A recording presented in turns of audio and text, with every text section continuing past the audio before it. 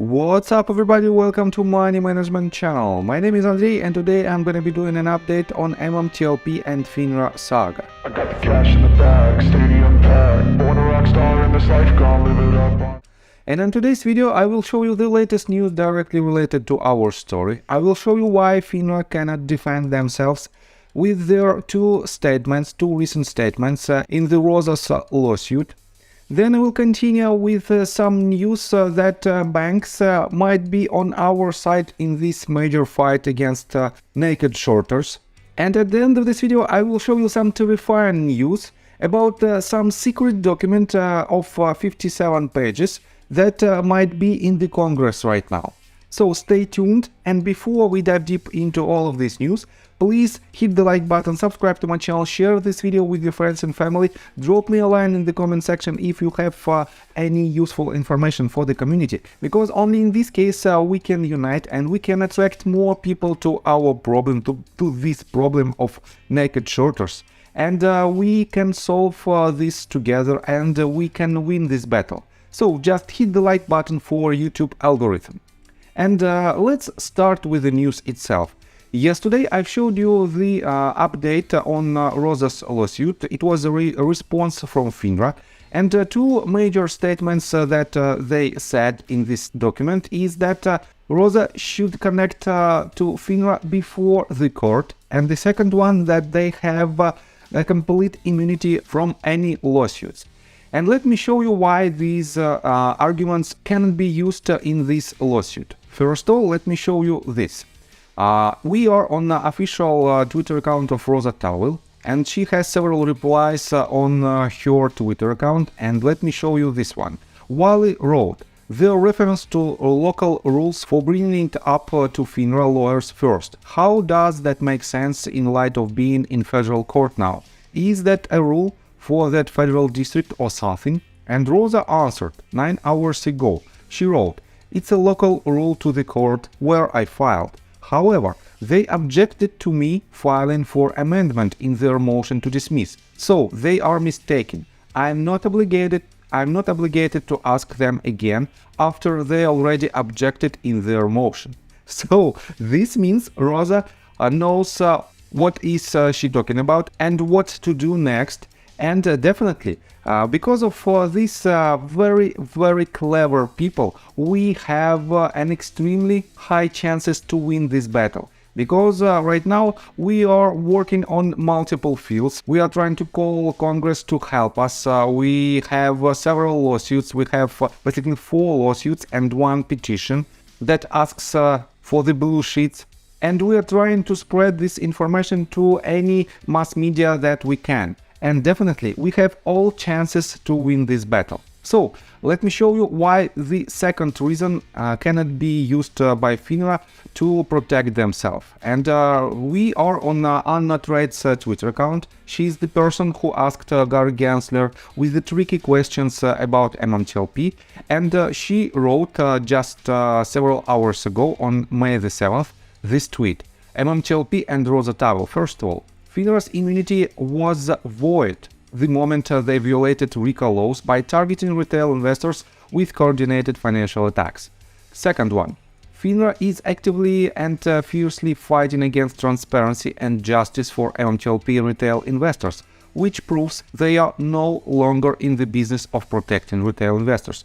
And this is 100% correct. Third one, the blue sheets reveal the truth. Any honorable judge will look at FINRA's actions, which is in direct conflict with their mission statement, and rule in favor of releasing the blue sheets, so the truth can be revealed to all, and so MMTLP investors can receive the actual accounting. And definitely, we have a lot of conspiracy theories behind the scenes why FINRA is still hiding these blue sheets and what to do next in order to receive these blue sheets. Definitely it can solve the problem not of MMTLP community, but all of the people who invested in other minor companies who were targeted by naked shorters and illegal market makers. Definitely it will solve the problem of FINRA itself, because right now FINRA is in quite tricky situation where it cannot show this data. But if this data is correct and if this data shows that everything on the market is 100% correct, definitely it will smash all the lawsuits against them. And that is, in my opinion, another evidence that FINRA is hiding something, and they are protecting not the retail community but the naked shorters and illegal hedge funds. So let me show you another news, and on my previous video I've told you that banks might help us in this fight against illegal naked shorters, and we have another article that was published yesterday on frankness.com website, and it says bankers want an emergency ban on short selling. And let me quote this: bankers are urging the SEC for an emergency ban on short selling. Last week, bankers began to raise concerns of manipulating trading, particularly into abusive short selling. One such measure being considered is the imposition of an emergency ban on short selling, a practice utilized to speculate on a decline in share price of banks. Additionally, suggestions have been made regarding the potential expansion of deposit insurance as a preventive measure against bank runs. In a more drastic scenario, regulators may even explore limitations on the dissemination of certain information on social media platforms. Limitations on social media regarding information is going to be an extremely sensitive topic for the majority who are against censorship on these platforms. So, as you can see, we have a very good chances to see banks on our side, and on the one hand, it can solve the problem of naked shorting, but on the other hand, we might see this decision only related to banks, and definitely if the short seller will be banned on the US banks, it will be some kind of unfair situation on the market that also should be investigated. So let's continue with other news. Right here we have more and more information behind the scenes that is spreading right now, and Anna underscore trades also retweeted this tweet made by Unusual Wealth.